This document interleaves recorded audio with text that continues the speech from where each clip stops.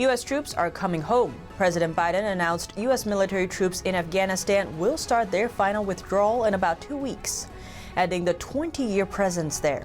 Dubbed the Forever War, it spanned 4 administrations. What are the responses in Congress?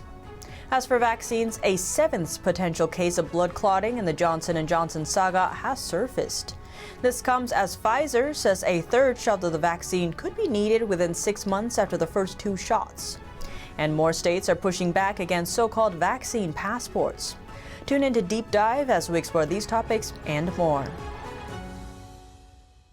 Hello and welcome. This is Deep Dive and I'm Tiffany Meier. U.S. troops are coming home.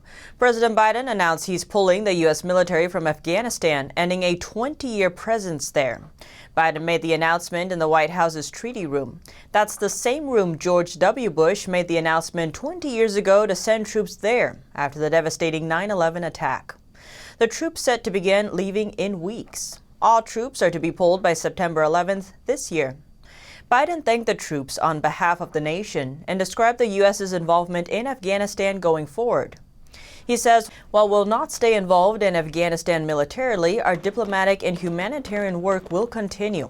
We'll continue to support the government of Afghanistan. We will keep providing assistance to the Afghan national defenses and security forces. Biden's drawdown pushes back a May 1st deadline set by Trump. That day was the deadline for a full withdrawal based on Trump's peace agreement with the Taliban last year. Last February, Trump signed an agreement with a militant group. It set out to bring home all U.S. troops if the Taliban agrees not to let al-Qaeda operate in the areas they control. By the time the drawdown is complete, the U.S. will have had a presence in Afghanistan for 20 years. It's the longest war in American history, often dubbed the Forever War, and spans 4 administrations. Biden saying we cannot continue the cycle of extending or expanding our military presence in Afghanistan, hoping to create the ideal conditions for our withdrawal, expecting a different result. Biden says, I am now the 4th American president to preside over an American troop presence in Afghanistan. 2 Republicans, 2 Democrats. I will not pass this responsibility to a 5th. So why the change now? Biden said the 9/11 terrorist attacks cannot explain why U.S. forces should remain there after 2 decades. He said U.S. parents who fought in Afghanistan now have children serving in the same war. Biden said he consulted with top military leaders and Vice President Kamala Harris to make the decision. He says he also recently spoke with former President George W. Bush, who launched the war after the 9/11 attacks, about the decision. But he didn't say if Bush approved. But not everyone agrees. Senate Minority Leader Mitch McConnell saying conflicts do not simply end. They are won or they are lost. McConnell called it a grave mistake, saying foreign terrorists will not leave the U.S. alone because our politicians have grown tired of taking the fight to them. He says the administration needs to explain to the American people why he thinks abandoning our partners and retreating in the face of the Taliban will make America safer. He claims the Biden administration has abandoned U.S. efforts in Afghanistan that have kept terrorism in check, saying, and bizarrely, they have decided to do so by September 11th. Apparently, we are to help our adversaries ring in the anniversary of the 9/11 attacks by gift-wrapping the country and handing it right back to them.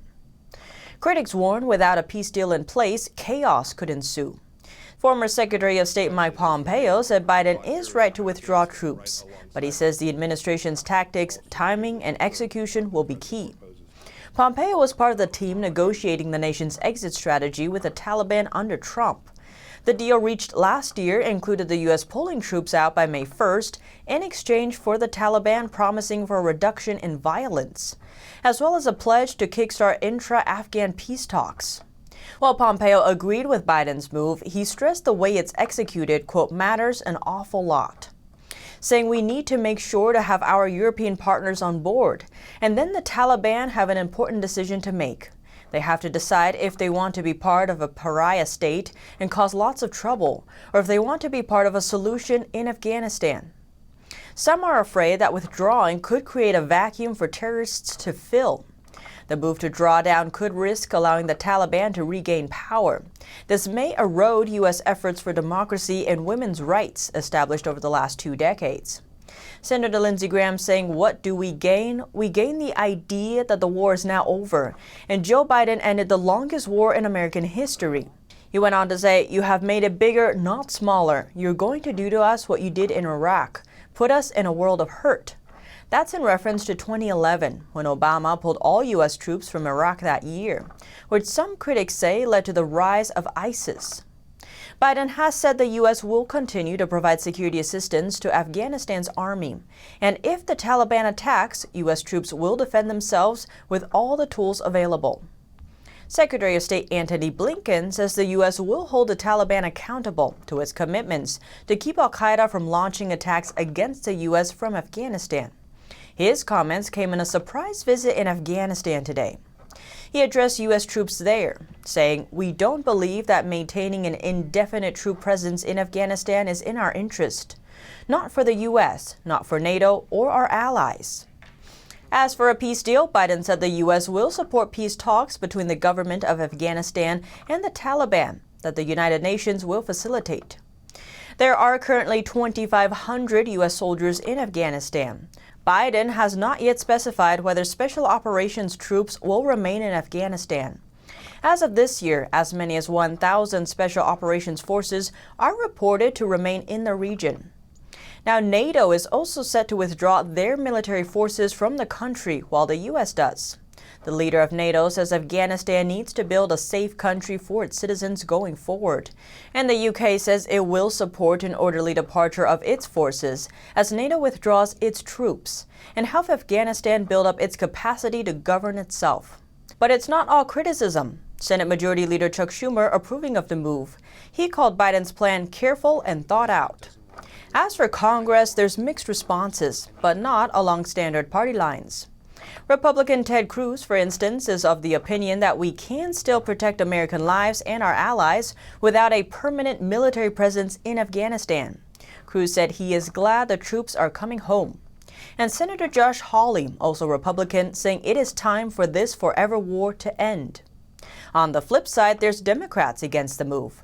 Senator Jeanne Shaheen from New Hampshire said she is disappointed with Biden, and she is worried about the safety of the Afghan people. Democratic Senator Jack Reed is the chair of the Armed Services Committee, and he's concerned about the withdrawal. Reed says the U.S. should maintain presence for regional stability. As for intelligence, the CIA director says there might be consequences, namely that we cannot collect intelligence there anymore, adding al-Qaeda and ISIS do remain intent on gaining some footing to attack the U.S. The intelligence community did just release a U.S. threat assessment report. They predict that the Afghan government will struggle to hold the Taliban at bay if support is withdrawn.